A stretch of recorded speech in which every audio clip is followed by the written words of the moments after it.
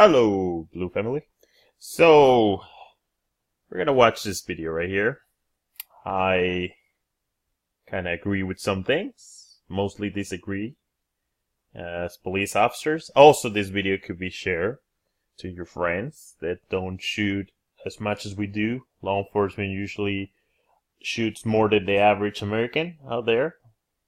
There's a lot of guns out there, but most people only shoot when they get their conceal license, and then that's it. Okay, so let's watch. Who tour, come, shoot, whatever. Here's another one take, and what we're going to do is Israeli carry, or also known as not one in the chamber, speed and distance versus carrying with one in the chamber. Just for extra added effect, I will be carrying appendix, which I normally carry anyway, but, you know, shooting my junk off. We got the tourniquet ready? Okay. Yeah, I hope so. Good talk. So basically how we have this configured is 21 feet or 7 yards, which is your average threat distance by most crime statistics and I definitely agree with that. Data, et cetera, et cetera. This target, at the sound of the timer, is going to... There you go, sir. You, not me. This is going to start coming at me. We have another camera on the side that's actually going to show you the distance covered. Drawing on an empty chamber, and just to make sure everyone's aware of what's happening here, empty chamber. We're going to draw an empty chamber, rack, and then engage the threat.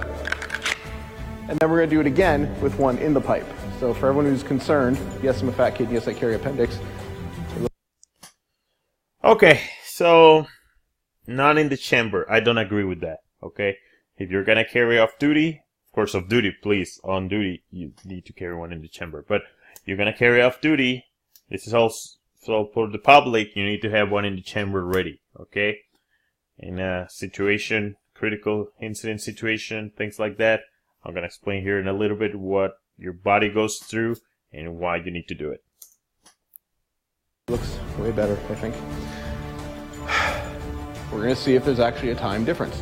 So, this week's one take, one in the chamber. All right. Shooter is ready.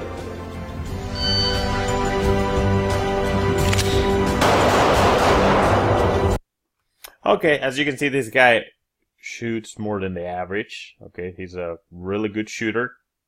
Of course, the closer you get to the target, the better aim, the better shooting, the better target acquisition, etc. is going to play into this type of shooting.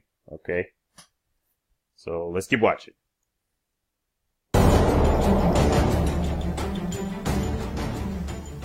What was the time on that? 4.05. Can you cycle back 8 seconds? 355, 380 in the pipe already. Can you that I do all the time? If you're going to practice drawing from concealment, especially in the appendix carry, just remove the actual issue of possibly shooting your junk off. Take your holster off, put the gun in the holster. That way, nothing can hit the trigger. That should be a rule every time you take your holster off. That should be a rule every time. Take the holster off, insert your weapon, place your holster where it should be, where you want it, and that's it. You're safe. And then reinsert. Just that easy. All right. Shooter is ready. Stand by.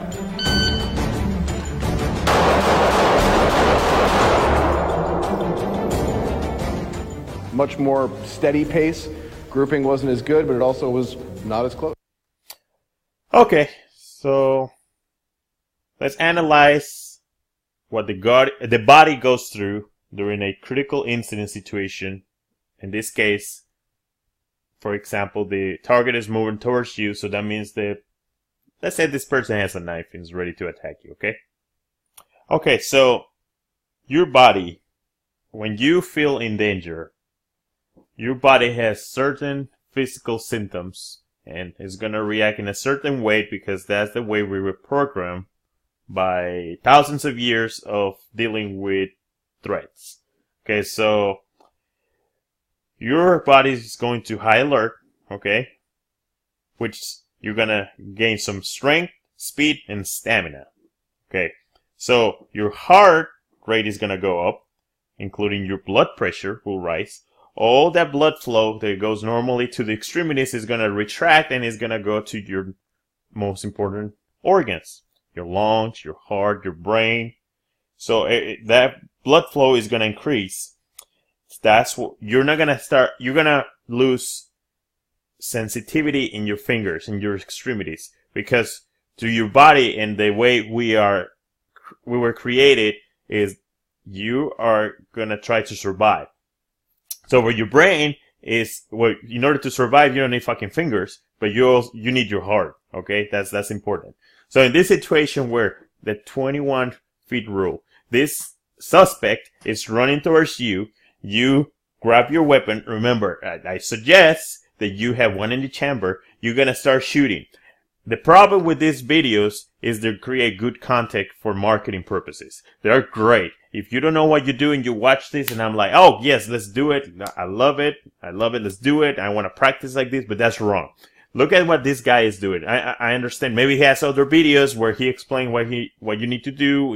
If a guy comes running towards you, I guess he's just trying to do the, one in the chamber or none in the chamber. Okay, I understand. But for us, and for the public, you need to understand that you're right here. The distance will create enough time for your brain to analyze and react. Distance is your friend. Remember, distance is your friend. So the target is moving towards you. In this situation, let's say that there's a guy with a knife. By you standing on the X, you're making a big mistake. You need to be moving, creating distance, and shooting. You need to learn how to shoot and walk backwards, forward, sideways at the same time. In this situation, if I was me, I would walk sideways and keep shooting. You need to get out of the X. The X is the kill zone, and you are gonna get hurt. Remember, all these videos are great until somebody gets hurt. Our job is to go home safe. So your job is to go home to your family and to your loved ones. So the 21-foot rule applies. However, moving and shooting is a technique that you should be practicing every day. Every day. When you go to the shooting range, you should be moving and shooting. Okay? So it's great for these guys. I mean, I understand, like I say, they're trying to reach public. Before you start watching videos on YouTube, you need to ask somebody that knows about shooting. As a friend police officer, if you're brand new into law enforcement and you don't have a lot of experience with shooting, ask another fellow officer, okay? In my department, I'm lucky enough that my Sarge and my other friend, he has enough experience that he can teach me. I'm still learning just like you guys.